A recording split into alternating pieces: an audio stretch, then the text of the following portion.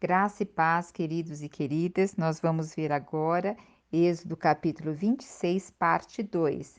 Nós já vimos as cortinas do tabernáculo na parte um e agora nós vamos ver as tábuas revestidas de ouro e o véu que separa o lugar santo do lugar santíssimo. E aqui começa no versículo 15, o Senhor aqui está dando orientação a Moisés de todo como tem que ser construído o tabernáculo. E no versículo 15 o Senhor fala: farás as armações verticais de madeira de acácia para o tabernáculo. Então, a acácia era um arbusto que dava no deserto. Ela não tinha nada de uma boa aparência, ela era espinhosa, inclusive ela era insignificante, essa madeira, para as pessoas daquela época. Mas ela era uma madeira dura, resistente, suportava situações adversas por estar no deserto, né?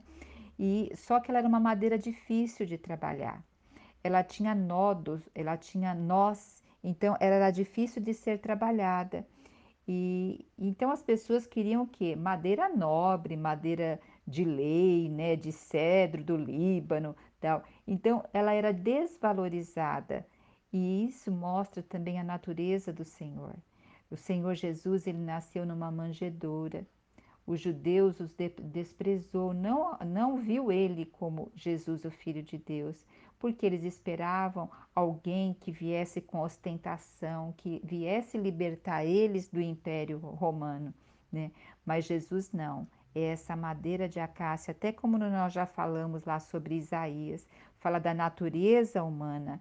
E é interessante que também representa a nossa natureza muitas vezes dura de trabalhar, né?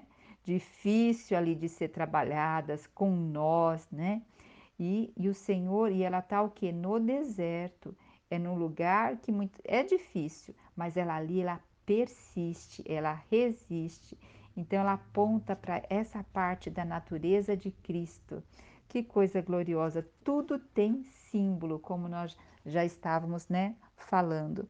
E aqui nós vamos ver que como o Senhor, Deus vai orientando Moisés sobre as tábuas, que a tábua deve ter 4,5 metros, elas devem ser encaixadas umas às outras.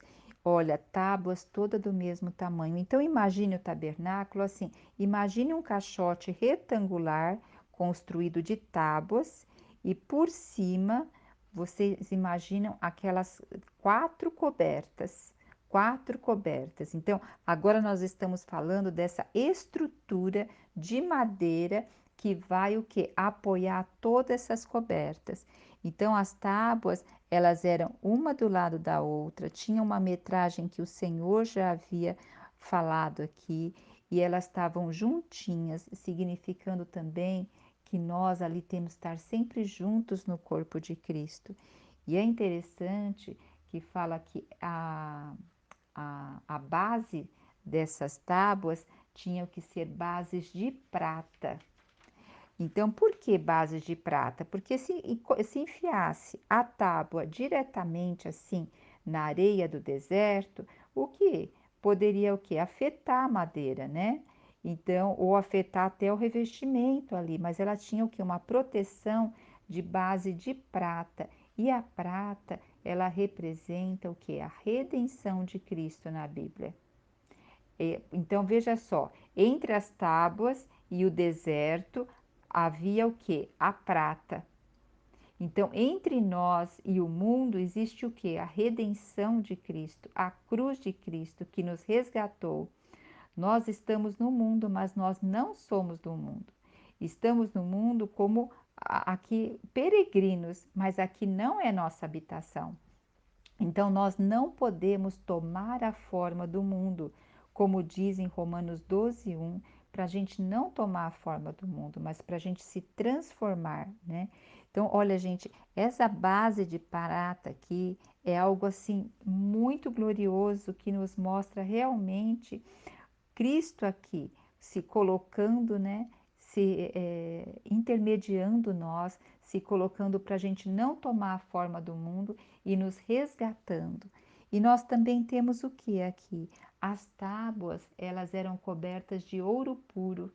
O ouro significa o que? A divindade, a glória, a realeza de Jesus. O metal mais nobre, ele simboliza a perfeição, a iluminação, né? Se a gente for ver lá a simbologia do ouro, né, tem tudo a ver com isso: perfeição, iluminação, conhecimento, realeza, tem a ver com a imortalidade. Então, nada melhor do que o ouro puro para simbolizar, né, a glória de Deus. Então, quem olhasse o santuário pela parte interna, quem tivesse lá dentro do santuário, não ia ver madeira de acácia, ia ver o quê? Ouro puro, ia ver ouro. Então, quando nós aceitamos Jesus no nosso coração, Deus, quando olha para nós, não vê essa madeira de acácia em nós, mas ele vê Jesus em nós. Ele vê o sangue de Jesus derramado por nós. Por isso que em João, 1 João 1,9 diz: se confessarmos os nossos pecados, Ele é fiel e justo para nos purificar de toda injustiça.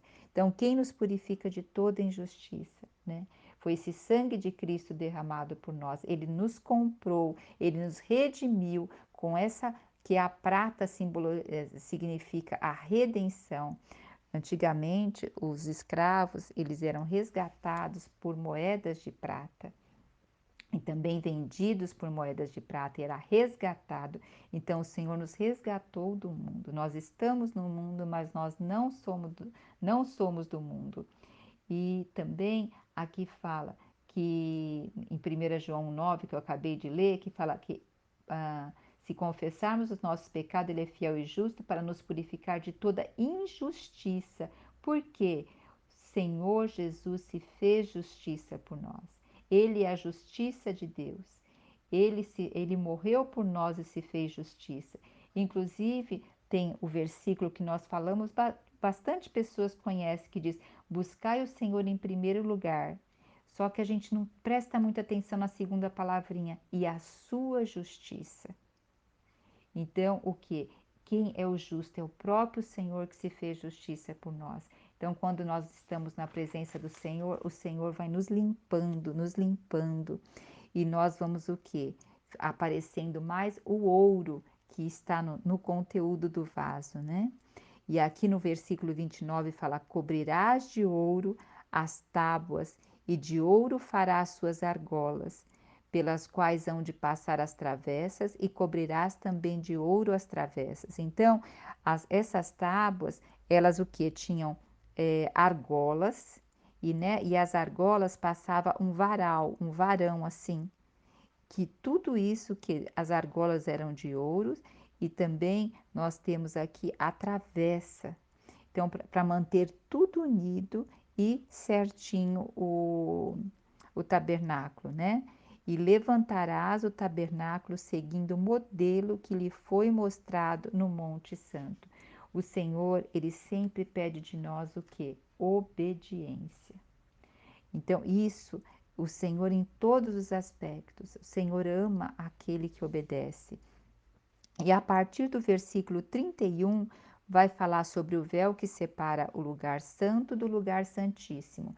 Então, imagine agora, nós falamos sobre a estrutura do tabernáculo, as tábuas. Agora, na parte interna do tabernáculo, havia dois ambientes. Havia um ambiente que se chamava Santo Lugar e havia um ambiente que se chamava Santíssimo, Santo dos Santos. Então, nós vamos falar agora desse véu que separa esse ambiente. Então, nós aqui vai falar no versículo 31. Farás também um véu de linho fino trançado, de finos de azul celeste, roxo, camerzim, e mandarás executar nele um bordado de arte com figuras de querubim. Vocês perceberam que é a mesma formatação, é a mesma, é parecida a descrição, com o mesmo cobertura interna, que era o quê? De tecidos também, era de linho, de azul, de camerzim, que era bordados de querubim. Então, é a mesma simbologia que nós falamos lá na parte 1 de Êxodo, tá? E vai colocar esse véu, o quê? Vai colocar sobre 4 colunas de acácia recobertas de ouro puro, munidas de gancho também de ouro, assentado sobre 4 bases de prata. Olha a base de prata em todas as tábuas que tinham aqui. Então, o que que nós vemos? Então, essa cortina que havia, ela o quê? Tinha essas colunas para como base para ela. E ali vai pendurar os colchetes e vai pendurar esse véu. Então, lembrando que o véu separava, esse fazia do tabernáculo 2 ambientes.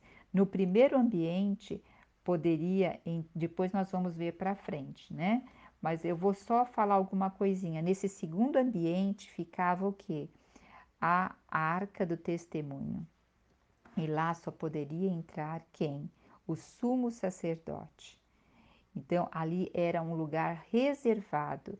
E lembra que para entrar ali nesse lugar tinha o quê? Esse véu, e nesse véu tinha os querubins falando sobre a presença do Senhor. E quando se entrava ali no Santo dos Santos, tinha a arca. E na tampa do propiciatório, a tampa da arca, tinha o que? Também 2 querubins, ali indicando a presença do Senhor, a glória do Senhor. Quando também se olhava para cima, via também o que? Os querubins, com a parte do linho fino, com toda aquela simbologia que nós falamos. Então ali era o que? Totalmente a presença do Senhor. E hoje, onde o Senhor está? O Senhor, hoje nós somos o tabernáculo de Deus. Hoje não existe mais aquele tabernáculo formal. Hoje nós, o Senhor nos constituiu como tabernáculo dele. E hoje Deus quer morar onde? Cristo quer morar onde? Dentro de nós.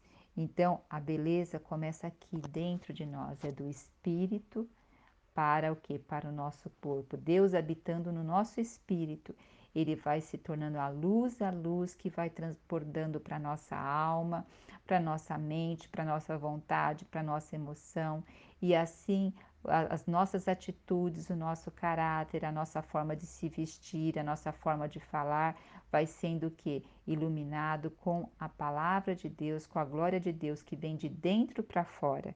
Vocês perceberam que o tabernáculo não foi construído de fora para dentro. O Senhor começa a falar tudo de dentro para fora. Então, o Senhor quer um coração que se volte para Ele. Nós louvamos a Deus por toda essa palavra que nos remete a ver o quão o Senhor, com todo cuidado, nos traz Cristo hoje como nosso Senhor e Salvador. Jesus Cristo é o nosso Senhor.